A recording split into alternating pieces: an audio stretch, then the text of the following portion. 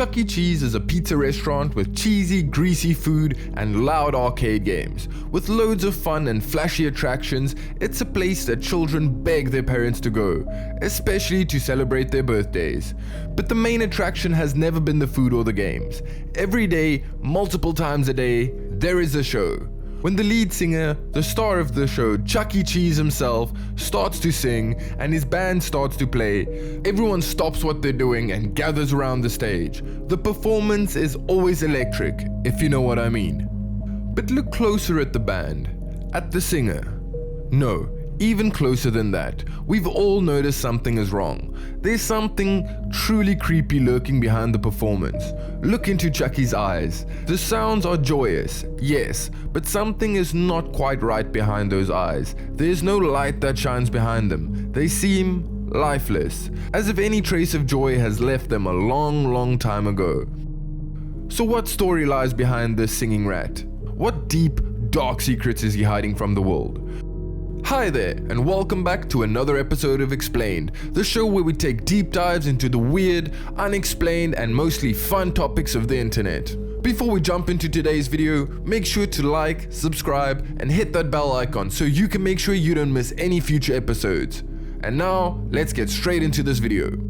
Today we'll discuss the unexpectedly dark backstory and origins of Chuck E. Cheese, as informed by the ancient texts.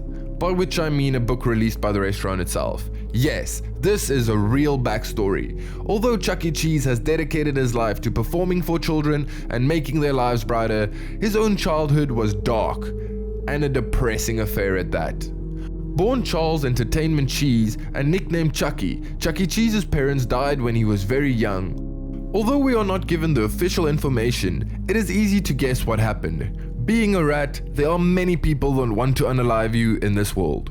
It's kind of funny how Chuck E. Cheese's origins are so similar to Batman's. Anyway, I regress. Maybe his parents found a home and were ready to settle down with their lovely new son, but then got caught in a mousetrap in the garage they squatted in. Maybe they were scurrying around the busy streets of New Jersey, trying to secure food for their newborn when they got trampled under the wheel of a car. Whatever the case, Chucky was left all alone in this world. Luckily, a kind Samaritan found a place for Chucky at the St. Margarita orphanage. This is of course not unheard of in American cities, as seen in the story of Stuart Little, which, by the way, is its own sort of messed up. What do you mean these parents go to an orphanage filled with suffering human children and then they pick a rat? Can you imagine the emotional damage that would inflict on an already damaged child? They'll be thinking their whole lives, I had that one opportunity at a loving family, but they chose a rat over me.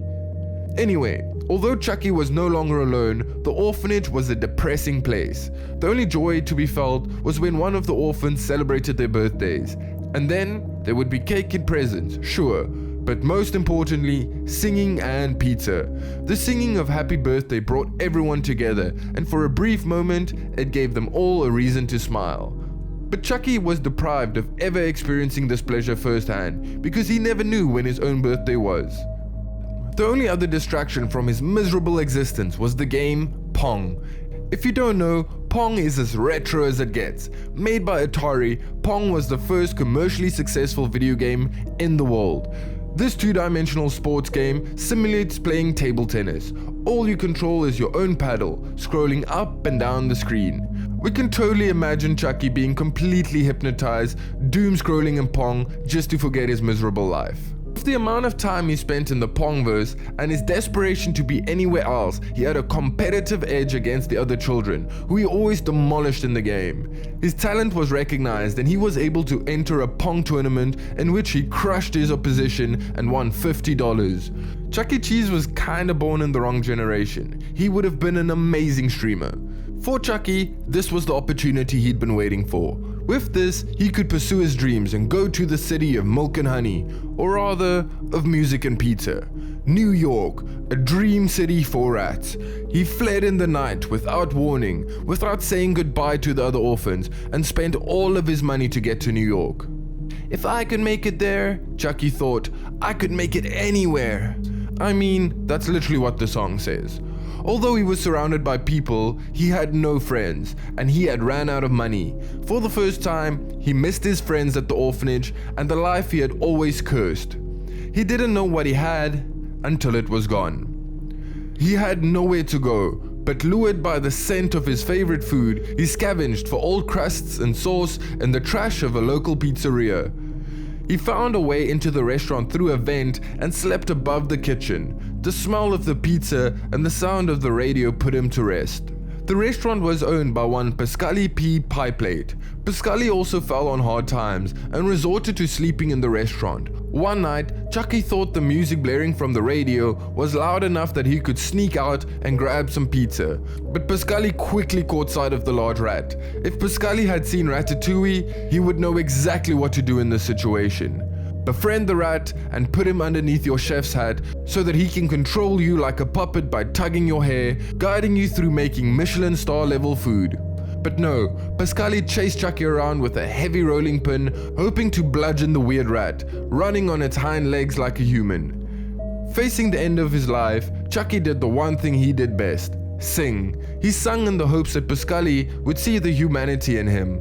With the rat's fate in his hands, Pascali responded, "A rat that can sing, my restaurant is saved. I'm gonna make you a star." He rebranded the whole restaurant to Chuckecheese, home of the rat that can sing. Of course, Pascali was ready to exploit Chucky for every cent he was worth. That's capitalism for you folks.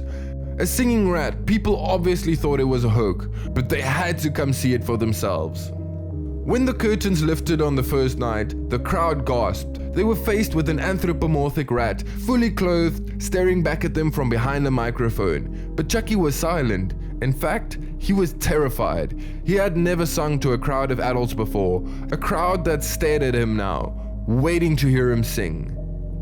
Nothing. They booed and booed, pelting their leftovers at him. Chucky looked to the wings, where he saw Pascali holding the rolling pin in his hands. "Sing or you're out!" he shouted at Chucky. The crowd caused a commotion and started to leave, but as they left, Chucky spotted a child holding his parents' hands. He felt a pang of jealousy as he never got to hold his own parents' hand. He wanted to look away, but then something caught his attention. The child was wearing a cardboard crown. It was his birthday. Every child deserved a special birthday, Chucky believed. So he started singing happy birthday. People lost their minds and couldn't understand what was happening in front of them. But the children begged their parents to stay. The rat's songs resonated with something deep inside of them, an innocence that their parents no longer understood. Chucky was a massive hit. As the operation grew, more of society's outlaws and outcasts joined the band. Trying to save money on hiring a drummer, Pascali stepped behind the drums himself. Other notable band members include Jasper T. Giles, a bloodhound that came all the way from the woods of Tennessee with only a banjo and an empty stomach. Jasper has been described as an idiot and a lunatic who would at times howl uncontrollably, getting carried away with the music. Helen Henny is a chicken whose dreams of being a star of film and stage has been destroyed by her uncontrollable clucking. But then there are monsters that exist beyond our comprehension. Mr. Munch, for example. This yellow and purple alien monster's origins was originally unknown. I like to imagine that he is the project of some experiment gone wrong, or some sort of mutation of a child that had too many of Pascali's unhygienic pizzas. The company has changed their story a couple of times and has claimed he's from a planet called, get this, Purple Planet. Yeah, right. There is one thing we know for sure, and that is that Mr. Munch has an insatiable appetite.